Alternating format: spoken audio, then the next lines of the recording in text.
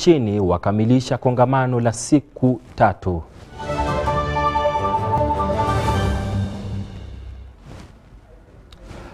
Hujambo na karibu. Wanandoa wamehimizwa kushirikiana na kuweka Mwenyezi Mungu mbele wakati wanapotatua matatizo yao ya kindoa, huku wakijua kwamba ni Mungu tu ataweza kuyatatua matatizo hayo. Haya yalisemwa na Waziri wa Elimu Mama Janet Museveni wakati warsha ya kufunga kongamano la siku 2 kuhusu masuala ya ndoa.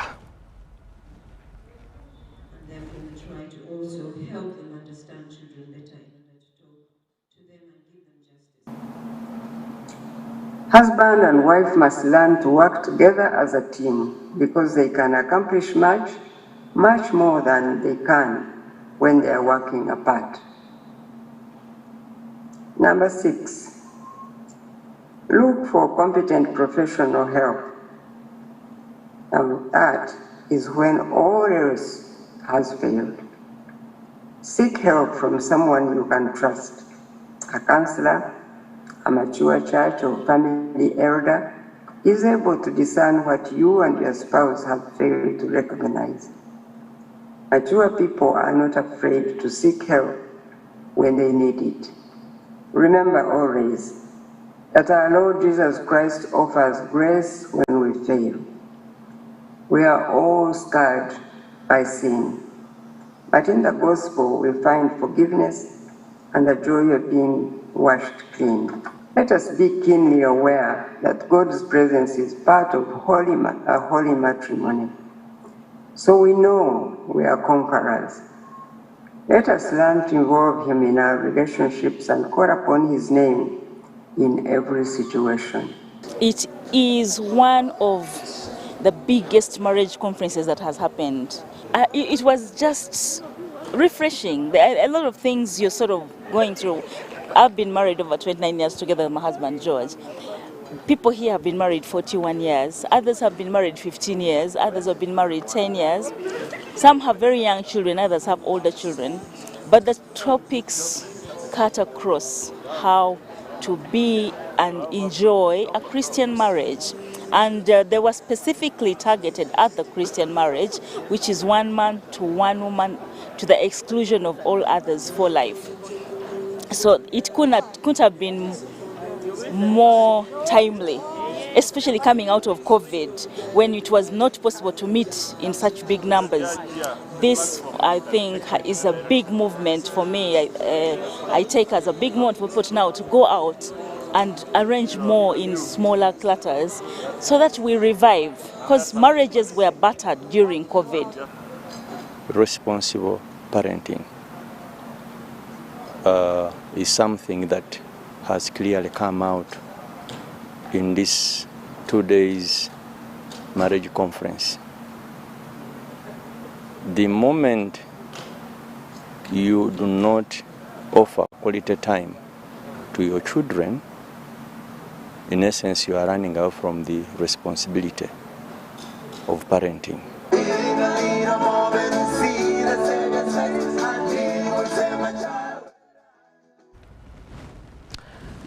Naam, wanandoa hapo wakihimizwa kumcha Mungu na kumweka mbele siku zote. Lakini kando na hayo ni kwamba wilaya ya Karamoja imekumbwa na tatizo la ukame na ukosefu wa chakula, huku ukame huu ukisababisha sekta ya ukulima na vile kuitatiza. Sasa mashirika yasiyo ya kiserikali pamoja na serikali wakifanya juhudi kwa chino na ukucha kuhakikisha kwamba jambo hili limezikwa katika kaburi la sahau. Hapa taarifa kwa undani.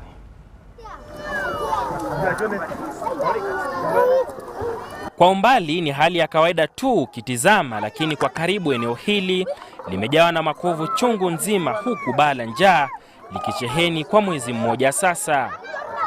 Walioathirika sana ni watoto na wazee. Ni saa 4 asubuhi wakati wa kiamsha kinywa katika shule hii ya msingi ya Lokitela katika eneo bunge la Lokitela.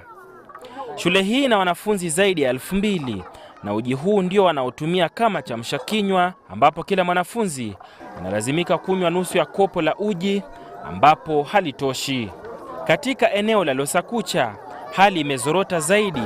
Shule hii ya Losakucha ambayo ni kilomita 50 kutoka jijini, wanafunzi hapa wakilazimika kula mbegu za mahindi na maharage kama chakula chao cha mchana. Hata hivyo chakula hakitoshi, na kwa wale ambao wako katika foleni wanakosa subira na kustahimili. Walimu wanasema kwamba nao hali hii imewashinda kumudu. We started serving by midday, that is by 12 noon, and up to now we are still serving. In the morning, learners come and we count them. We measure food which are enough for those ones we have counted, but you find out that later some learners report after we have finished counting. So the food that we have measured becomes less for those ones who have come late. But now, time for serving, it becomes difficult to identify which ones were counted and which ones were not counted. And therefore, it leads us to getting difficulties during serving moments. Eneo bunge la Kotido, mkuu wa elimu anasema eneo hilo limepata idadi kubwa ya wanafunzi na kuongeza kwamba shule zinapaswa kupewa upaumbele na serikali katika juhudi zake za kugawa msaada wa chakula. The parents also at the same time have no way of helping these children at their homes. So we have decided just to keep this school as an annex to help also the young one. But we are now appealing to government to intervene so that these children who are hunger strike are helped in one way or the other. Washiriki mbalimbali kwa sasa wamejitokeza kwa ajili ya kusaidia maeneo yaliyoathirika kwa baa la njaa katika maeneo haya. ADRA Uganda inaamini kwamba msaada huu umepata upatu kwa kuleta wadau mbalimbali ili kusaidia kwa kusajili wanafunzi katika shule. Juhudi za serikali kutoa msaada wa chakula kwa sasa zinaendelea, jambo ambalo kwa wakazi hao ni faraja baada ya dhiki. Some of the biggest things that hinder them from coming to school is hunger. So as the project, we have engaged parents in income generating activities. Some of them are petty trade, others are food processing as well as farming, because poverty is really so much in these communities. Then secondly, we've been able to support VSLs, village savings groups, because accessing credit for people like in this region is hard. Banks are scarce. Even the criteria of selection to be able to give money is a problem. Hivyo baadhi yao wanahisi kwamba mpango huu ni juhudi ambazo hazitoi suluhu la kudumu.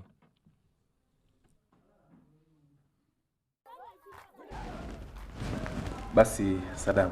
Naam. Ni habari ambayo ulikusanya, na kweli njaa inauma kwa uwili. Hii inaashiria nini haswa katika juhudi za serikali kumaliza masuala ya njaa katika taifa letu? Naam, jinsi inavyosemekana kwamba Uganda inajulikana sana kwa kilimo. Kwangu nafikiria kwamba ukulima ndio jambo pekee ambalo linaweza kututoa katika makame haya ya njaa. Lakini vile vile pia ni kuwahimiza tu wadau na wale ambao kidogo Mwenyezi Mungu amewabariki, mashangingi wanaitwa, kama wanaweza basi wasamaria mwema wale waweze kuwafikia mandugu zetu ambao wako katika maeneo hayo ya Karamoja. Ni swala tata mtazamaji, lakini alivyosema mwenzako,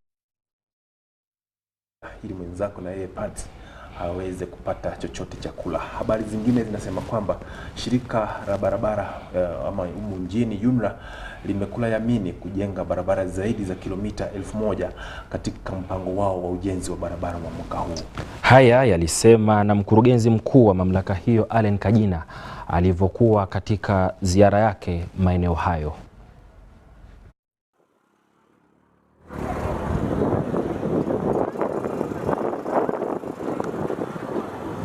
Hali ya barabara kutoka Chakakuza, Matete hadi Sembabule ni tata mno, na hivyo imeathiri biashara na kufanya hali ya maisha ya wakazi wa maeneo hayo kuwa magumu zaidi. Hali hiyo imechangia mkurugenzi mkuu wa mamlaka ya ujenzi wa barabara nchini Allen Kajina na waziri wa kazi za kijumla Anifa Kawoya kuzuru baadhi ya barabara zilizoathiriwa. Katika matembezi yao eneo hilo walilazimika kutembea kwa miguu walipokuwa wakizuru baadhi ya maeneo ambapo husababisha ajali kwa sababu ya hali mbaya ya barabara. Mkurugenzi mkuu wa UNRWA alisema kwamba ufadhili usiotosha ni hali tete ambayo imesababisha shirika hilo kutotekeleza baadhi ya ujenzi wa barabara kuu nchini. So in essence we're coming back to repair the Maram Road, bring our equipment because in some places the drainage is very poor, so we'll work on the drainage, and also where we need repairs, where there are potholes, we shall do the repairs. Equipment we have, the staff we have, we need funding for fuel and materials so that we can intervene when we need to, when the road is deteriorated.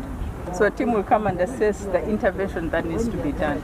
Anifa Kawoya alihimiza viongozi katika wilaya hiyo kuungana pamoja na kutupilia mbali tofauti zao za kisiasa kwa manufaa ya maendeleo ya wilaya hiyo. Budget intono na yekisuse kino sichakumikirizibwa so sagara bya bufuzwa luno rugudo nange ndwitamu wano bayitako wali eno jensali bwajembera ate mulimo gwaffe nga government yeye aje okutuule ate nange mbeera mu kumanya nti sente twazisara.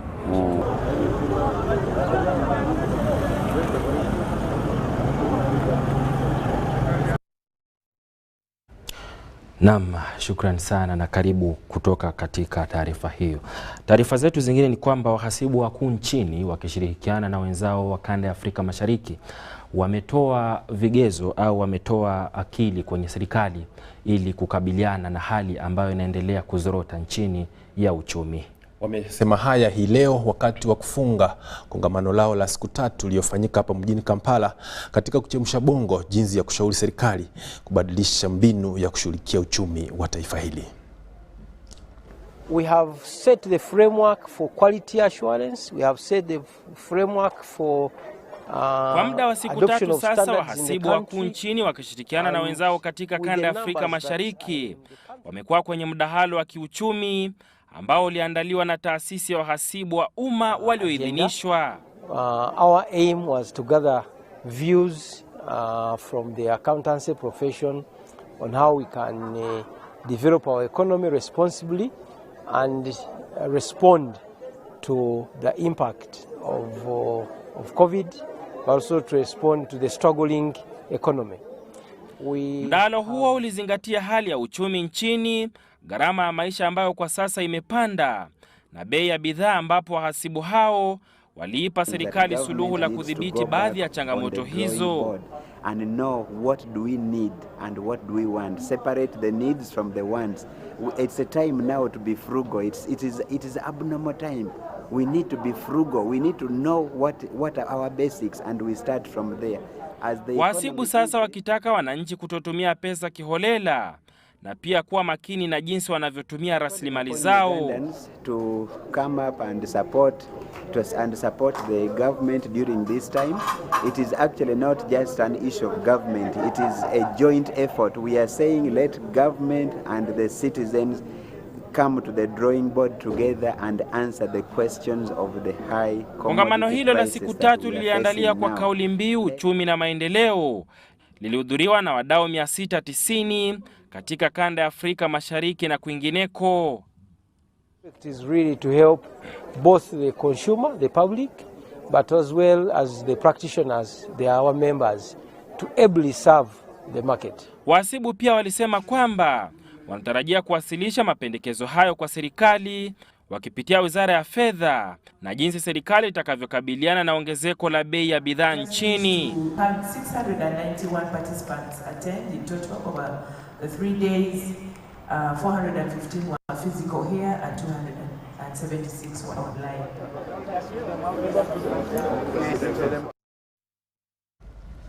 Ni hali tata ya uchumi umesorota kishenzi. Sijui miradi vipi wengine wafanye ndio tumalize mambo ya uchumi unaouma kwa uwili sasa hivi.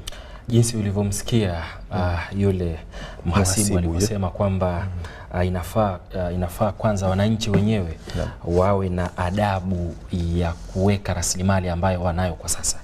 Hakika ni jambo ambalo kwa sasa hatuwezi hatuwezi sisi kama wenyewe kujimudu, lakini isipokuwa tu jinsi walivyosema kwamba inafaa tutumie vizuri kidogo ambacho kipo kwa sasa na kujiweka au kujiandalia maisha ya mustakabali. Ni hayo tu kwa sasa mtazamaji, sisi tunameza kopo la maziwa halafu tutarudi na habari zingine.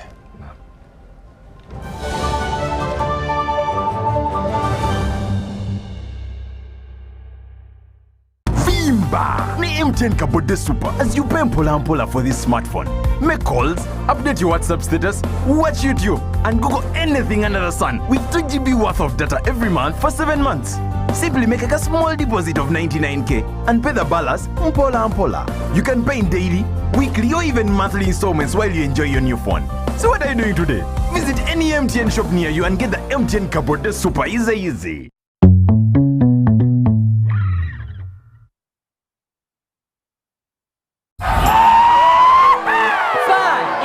Flavor. When we're together, the vibe is pretty alright. Our taste is pretty awesome.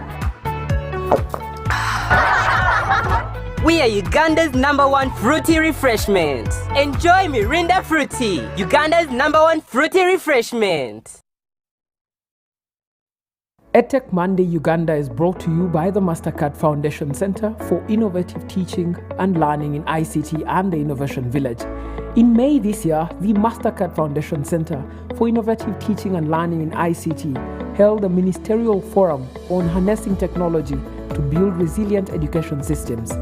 This exclusive event brought together ministers of education, their technical advisors, education development partners, technology hubs, and select EdTech organizations across Africa, as well as experts and teachers and the youth to discuss how technology can help build back better and more resilient education systems. This month on EdTech Monday Uganda, we bring you a special edition. We discuss the support that can be given to help Uganda build more resilient systems in education. This Monday, 27th June 2022 at 6:30 p.m. East African Time on NTV and 7:30 p.m. East African Time on UBC TV. EdTech Monday Uganda was brought to you by the Mastercard Foundation Center for Innovative Teaching and Learning in ICT and the Innovation Village.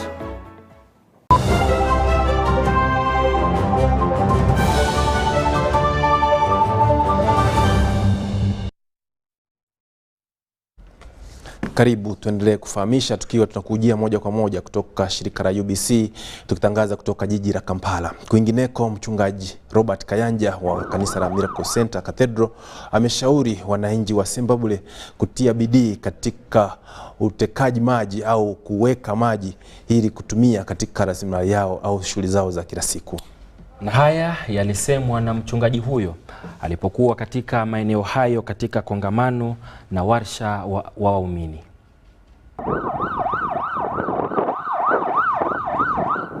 Mida ya saa 10 jioni, mchungaji Robert Kayanja aliwasili katika makazi ya Godfrey Aine Kaguta, anayejulikana sana kwa jina Sodo, kwa kikao maalum na viongozi wengine katika wilaya ya Zimbabwe.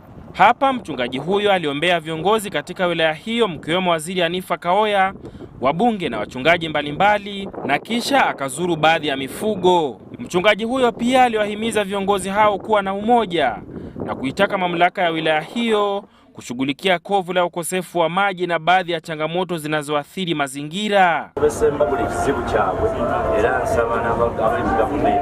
Tunakola parish models ezigenda okutandikibwa kubanga batubaze ensunze ekyetaago kya Zimbabwe mazzi n'ebitundu ebirala byonna gye balunda oba gye balima emmere mazzi olwa climate change ne byonna ebibaddewo tukitegedde nti amazzi kintu kikulu nnyo kati kubanga bw'oba n'amazzi olunda olima embeera tekufuga kakati omusana gwa eggwanga lyonna emmere yonna esimbiddwa efudde lwakubanga amazzi tuba tugamanaginga bulungi ne kati tukyuseemu tusooke tuconcentratinge ku kintu ky'amazzi naye ate era tuvumbule n'ebiki bye tulina okulima nti ekiseera bwe kijja ekyekyeya ebintu bino bye twalima bisobola okusavayivinga tusimbye nnyo kalitunsi tudde ku miti egy'ebikoola ebinene. Hanifa Kaoya pia alihimiza umoja na kusema kwamba ndiyo suluhisho ambalo litapeleka wilaya hiyo katika ukingo wa maendeleo. His concern, number one, is oneness. Oneness is different from unity. You can disagree, but oneness, you want to agree together for a purpose. Wilaya ya Sembabule ni baadhi ya wilaya ambazo ziliathirika sana na mabadiliko ya hali ya hewa na changamoto za mazingira.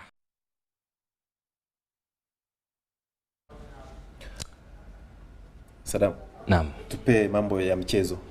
Naam, kando na Sembabule ni kwamba katika habari zetu za michezo, mchezaji Hilda Magaya alifunga mabao mawili mtawalia kwa muda wa dakika 8, tendo au jambo lililosababisha au likawapa ubingwa katika Afrika Mashariki. Na haya yalifanyika na kuwapa timu ya Afrika Kusini haya yalifanya Afrika Kusini kwenye mashindano yake ya wanawake na kuwapa kombe la Afrika. Siku ya Jumamosi, timu ya kitaifa ya wanawake ya Afrika Kusini ililalamisha sakafu timu ya Morocco kwa mabao 2-1 na kutangazwa washindi.